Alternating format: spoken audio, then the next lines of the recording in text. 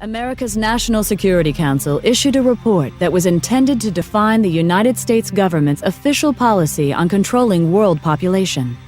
It was called the National Security Study Memorandum 200, or NSSM 200, and it was formulated in cooperation with the United States Agency for International Development, the U.S. State Department, the Department of Defense, and the Central Intelligence Agency.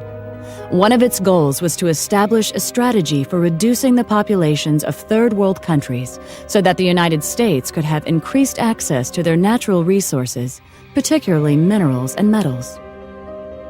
Among the conclusions of NSSM 200 was that no country has reduced its population growth without resorting to abortion.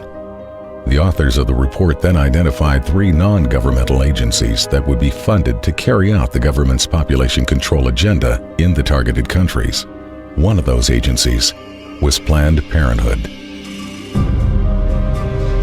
One of the tactics specified in NSSM 200 was that we might withhold food aid after a disaster if the countries do not accept the American idea of birth control, and this has happened many times all over the world.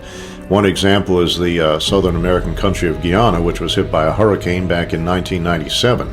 Now, they had turned down abortion and birth control for 12 years straight, but after the hurricane hit Guyana in 1997, the World Bank said, "We will not give you any aid unless you legalize abortion and birth control," and that's exactly what they did.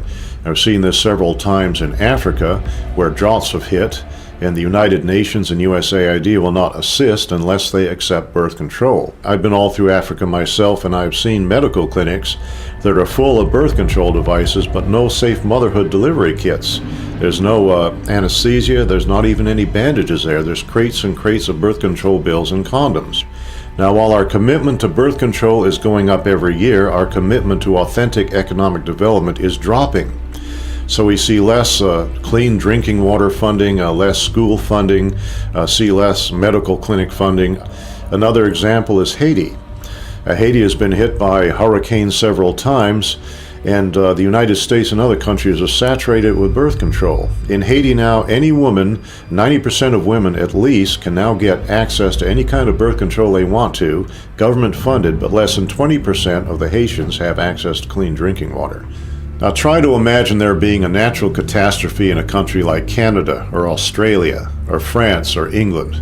And we go in there and we say to them, we're not going to offer you any kind of aid unless you accept our philosophy on birth control and population control. That will be outrageous.